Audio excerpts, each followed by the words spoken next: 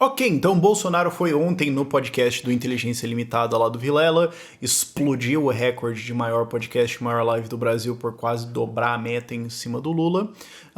Foram discussões legais, eu até pensei assim, não tem muita coisa nova que surgiu ali, mas tem alguns pontos interessantes pra gente fazer um vídeo sobre. Vamos lá.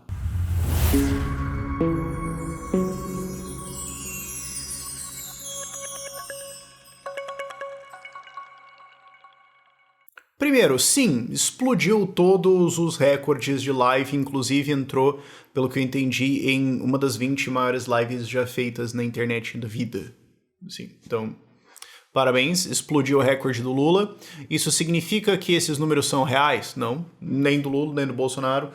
E não significa que você deveria usar isso como uma medida. Algumas pessoas olharam e falaram, o Bolsonaro teve 1 milhão e 700 e o Lula teve 1 milhão e pouquinho, quer dizer que o Bolsonaro ganhou? Não.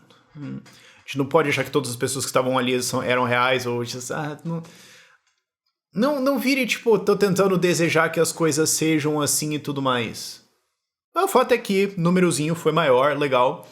E corre por aí um print que o Janones falou que ia renunciar ao mandato caso do Bolsonaro fosse maior, aguardamos a renúncia. Talvez o print não seja real, mas é o Janones, foda-se, quem liga. Agora, no geral, impressões sobre o podcast, será que deu votos pro Bolsonaro? Eu acho que sim, porque ele foi ali muito ser humano. Inclusive, se você for ver, tipo, o começo do podcast, ele falando sobre como ele montava cruzadinha quando ele tava no exército, as coisas assim. Porque um dos grandes problemas dele, e especialmente o que a oposição critica nele muito, é uma desumanização dele, mostrar os lados mais toscos e mais fígado dele, o que dá uma repulsa, sim. E aí ele conseguiu só ficar calmo e debater com alguém que não nem debater, mas conversar com alguém que ele sabe que não é um elogiador dele, é um crítico dele, inclusive, mas que não é alguém que ele despreza. E assim, falando como uma pessoa pública, e eu já tendo que ter ido em lugares que eu não gosto, com pessoas que eu não gosto e tudo mais, quando você tá conversando com alguém que você não respeita, num lugar que você não respeita, você vai performar pior. Porque você tá ali, tipo, teu rosto vai estar diferente. Você não tá afim, você não respeita outro cara e tudo mais. Então, o desempenho que o Bolsonaro vai ter num debate contra o Lula na Globo. Vocês entendem? Então, de repente, ele tá ali num podcast que é tipo, cara, é só bater papo com alguém que, tipo, eu sei que o cara não gosta de mim, mas ok, vamos conversar ali. Ele pareceu muito mais humano, muito mais relaxado, muito mais calmo, muito mais não alguém que fica gritando aleatoriamente com paredes o tempo todo, que eu sei que é a impressão que muitas pessoas têm do Bolsonaro o tempo todo. Então eu acho que só ele parecer um ser humano ali, um cara mais calmo, deve abaixar a rejeição que ele tinha e deve ter conseguido alguns votos pra ele. Vai mudar o resultado da eleição? Eu não sei. Eu não vou tentar arriscar o que vai acontecer aqui ou não. Só digo o seguinte pra você, se o Lula ganhar a 7, que é uma empresa pra te ajudar a sair do Brasil, está à sua disposição. Isso posto, tem um ponto ali que eu achei legal da gente discutir, que é esse negócio da desindexação do salário mínimo, da inflação, da aposentadoria e tudo mais, sabe? Porque todo o resto é meio... Tá, ele abordou várias perguntas e eu acho que isso foi legal de ser diferente assim do Lula, porque o Lula tava muito na narrativa dele o tempo todo ali, e toda vez que o Igor pegava alguma coisa, tipo, perguntar sobre a legalização da maconha, o Lula se saboneteou, falou que não tem nada a ver com a presidência, e em 1 minuto ele tava falando de igreja. O Bolsonaro tava tipo, não, manda as perguntas piores aí, que se foda, dá na minha cara, bora. Então eu acho que essa atitude foi diferente, foi legal e tudo mais, mas de novo, não tem nada ali que que já não tenha sido discutido excessivamente e tudo mais. Essa da indexação, ou desindexação, na verdade é uma coisa nova que eu queria pegar aqui, muita gente ficou na dúvida com isso. O que aconteceu? O Janones, nessa tarde do dia 20 aí, teve mais um daqueles surtos dele de vamos... E falou que eles estavam no Ministério da Economia, o que ninguém nem sabe se é real ou não. E eles estão vendo aqui para não subir o salário mínimo mais, todos os pobres vão se fuder. O Paulo Guedes tá fazendo concurso aí pra gente que vai ser na rua espancando pobre e não vai ter mais aumento do salário mínimo, da aposentadoria, vai todo mundo morrer de fome aí, então não é pra votar no Bolsonaro. É basicamente isso. E isso foi noticiado ao redor de estão falando de desindexar o salário mínimo e a aposentadoria, e daí vários jornais, inclusive, replicaram a narrativa do Janones, parte porque eles são canais e querem que o Bolsonaro perca, e parte porque você tem jornalistas ali formados, gente que, assim, é inteligente, nem sempre para as coisas que a gente gostaria, mas enfim, mas que nesse caso foram ignorantes. Eu não vou dizer que foram burras, mas que foram ignorantes, não sabem o que é indexação ou desindexação, mas ainda assim falaram, só porque eu não entendo nada disso, não quer dizer que eu não posso falar sobre. E foram lá e repetiram um monte de narrativa do Janones. O que acontece? Existem duas coisas dentro da economia, dentro de como a legislação e a estrutura do Estado funciona em relação ao salário mínimo e à aposentadoria. Uma é o que está atrelado o salário mínimo ou aposentadoria em relação à inflação. Então existem leis, por exemplo, você não pode dar menos que o reajuste inflacionário e outras coisas assim, que é o que tentou se dar a entender que seria derrubado pelo Guedes. Vamos deixar isso extremamente claro. E o próprio Guedes saiu falando, cara, não é isso que vai acontecer, é outra coisa e tudo mais. Mas vamos deixar claro assim, mesmo que fosse, e não é, se fosse aprovada uma lei que desindexa o salário mínimo da inflação, primeiro, não consigo imaginar como isso seria aprovado no Congresso. Não consigo. Mas mesmo se fosse, isso ia ser protocolado no STF em 4 segundos por algum deputado de esquerda, e o STF ia pegar o papel dessa lei, queimar, cheirar o papel disso, ficar loucão e dar um tapão na cara do Guedes até ele desmaiar. É isso que ia acontecer. Isso seria ejetado pelo STF numa velocidade tão rápida que o pessoal ia tentar colocar um imposto em cima disso. Então, não tem como isso acontecer. Pragmaticamente falando no Brasil, não. Mas existem essas travas em relação à inflação e tem que ter esse reajuste mínimo. Não é isso que está sendo discutido. O que está sendo discutido é outra coisa, que é muitas coisas em termos de orçamento brasileiro e em termos de contratos estão atreladas ao salário mínimo, estão atreladas à aposentadoria. Então, a multa de tal coisa é tantos salários mínimos. O salário de tal funcionário público é 15 salários mínimos.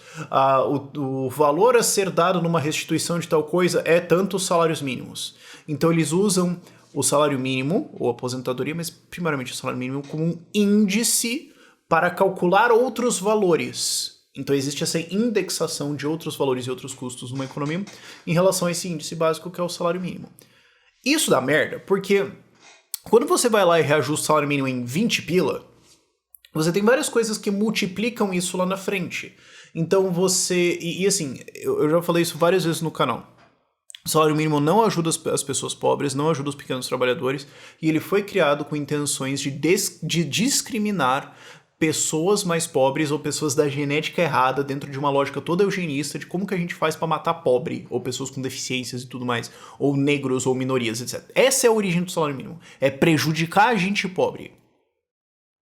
Mas as pessoas não entendem isso. Então elas acham que assim, a gente vai subir o salário mínimo e isso vai ajudar as pessoas pobres. Tá, então você vai mexer 20 pila no salário mínimo e por causa disso algum servidor funcionário público ganha 20 mil reais, vai ganhar R$1.000 a mais por causa disso. Então... você, na verdade, tá tentando ajudar o pequeno aqui e tacando um canhão de dinheiro em mais um monte de coisa por causa desses multiplicadores do salário mínimo lá na frente que não tem nada a ver com o pobre e que, inclusive, ele vai ter que pagar mais imposto pra pagar esses caras depois, ou pra pagar esses custos e tudo mais depois. Esse é o problema. Então, o que acontece hoje é que quando você mexe em algumas coisas muito básicas, que são índices da economia como o salário mínimo, várias outras coisas explodem de gasto. E isso impede você resolver outras coisas pequenas aqui no meio, porque você mexe uma coisa, cai tudo os dominó, saco. Isso é irritante, isso é um problema. E outra coisa também que entra um pouco nessa discussão, e aí eu não sei o quanto está sendo discutido pelo Paulo Guedes ou não se sabe exatamente, só quando eu vejo a lei na minha frente a gente tem o que falar realmente, mas assim, tecnicamente falando, é o fato de que o orçamento brasileiro é muito engessado. A última estatística que usaram no debate foi acho que 96% ou 97% do orçamento federal é congelado, já é carimbado. Então assim, isso tem que ir pra tal coisa, isso tem que ir pra não sei o que, isso aqui tem que ir pra tal... E isso dá problemas, porque nem sempre essas coisas que são obrigatórias são boas ideias. Elas podiam ser ano passado, mas agora não. Nem sempre todo esse dinheiro faz sentido em primeiro lugar. E assim, eu não tô falando isso nem de um ponto de vista de um libertário. Eu tô falando assim, por exemplo, eu já falei... conversei com uma pessoa que estava em cargo executivo, não vou revelar muitas coisas assim, mas estava falando, cara, tem essas obrigatoriedades mínimas de quanto que a gente tem que gastar em educação e saúde. A minha cidade gasta muito mais de saúde do que o mínimo. Muito, muito mais. E a gente não tem população infantil ou problemas na rede e tudo mais para gastar na educação o mínimo que é obrigatório. Então eu poderia baixar uns 2 ou 3% do meu gasto de orçamento aqui do meu executivo e tacar na saúde, mas a lei me obriga a gastar esse mínimo de, saúde, de educação aqui, então a gente vai ter que comprar um monte de coisa que assim, não precisa, não tem utilidade dentro da educação agora, tipo, comprar mochila para todos os alunos. Por quê? Porque eu sou obrigado. Eu queria colocar isso em saúde, mas eu não posso, porque isso está travado de orçamento. Existem várias dessas travas dentro do orçamento por causa do jeito que ele é feito, e a tendência, inclusive, é ir para 100% e mais. Por quê?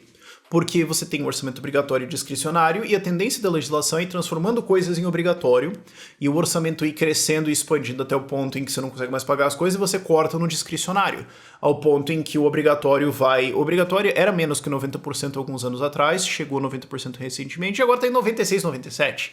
Em breve ele vai estar em 100 e pouco. Aí você fala, Rafael, mas isso não faz nem sentido lógico. Bem-vindo ao orçamento nacional, onde tudo é inventado e os pontos não importam. Sabe, quem lembra da introdução do Whose Line Is It Anyways vai lembrar da referência, mas... Então, o que seria importante você fazer isso no orçamento? É um negócio que o Temer propôs lá atrás no Ponte pro Futuro, que era o orçamento de base zero. A gente falou, cara, desobriga tudo. Todos os anos a gente vai fazer o orçamento do zero, pensando, cara, o que realmente precisa fazer? Essa discussão seria útil. É só que isso aí é técnico e chato, de coisas extremamente técnicas e chatas que são de orçamento, que metade das pessoas envolvidas em legislativo e votar isso não entendem o que está acontecendo em primeiro lugar, então muito menos a população vai entender, ou os jornais que replicaram isso. E daí saiu como vão reduzir o salário mínimo. O que não é verdade. Não, isso não vai acontecer. A ideia é você tirar como travas de salário mínimo obrigam outros aumentos. Então, ao desobrigar esses aumentos, você pode mexer no salário mínimo que, por motivos de inviabilidade política, você vai ter que fazer isso aqui, mas isso, pelo menos, não explode o orçamento em vários outros lugares, você não quebra o país.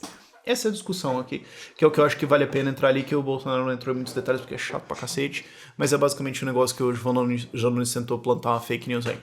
Fora isso, queria dar algumas menções honrosas de coisas que aconteceram nesse podcast. Primeiro, eu achei legal que no podcast do Lula e do Bolsonaro, né, o Lula no Flow e o Bolsonaro em Inteligência Limitada, os dois teve merch de produtos contra a calvície. O Igor fez merch de implante capilar e o Vilela fez implante de implante de barba. Então, assim, tenho certeza que isso ofendeu pessoalmente o Alexandre de Moraes, o calvíssimo da República, e imagino que ele vai mandar derrubar pelo menos essa parte dos podcasts aí, ou censurar propagandas que tem a ver com o tratamento de ausência capilar no geral. Acho que ele se sentiu um pouco afetado nisso.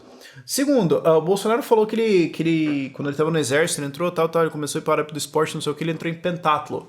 E daí era alguma parada tipo, tinha pista, corrida de tantos metros, tiro, não sei o que, e arremesso de granada. Eu não esperava que essa lista terminasse com arremesso de granada. Estou interessado nesse esporte. Como é que ele pratica isso? Como é que é a pontuação desse negócio... E se você, comete uma falta... É quem explode mais. E daí explicaram, não, você pega um negócio de 500 gramas, aí tem que jogar nos arquinhos e ver quem que é a posição e tudo mais. Eu falo, é tipo ferradura, só que de milico. Isso pareceu interessante por 20 segundos, até que alguém estragou pra mim. E por último, mas não menos importante, eu queria dar um destaque pra esse cara.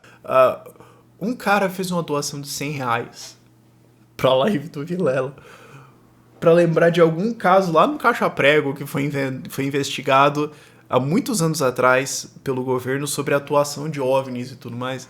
E ele tava perguntando se o Bolsonaro poderia liberar o que aconteceu nessa investigação, porque ele queria saber o que aconteceu disso. E o cara gastou R$100 pra fazer essa pergunta.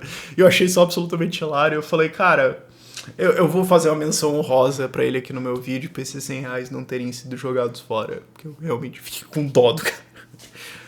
Enfim. Aguardamos todas as censuras que virão do TSE para mandar derrubar trechos dessa live.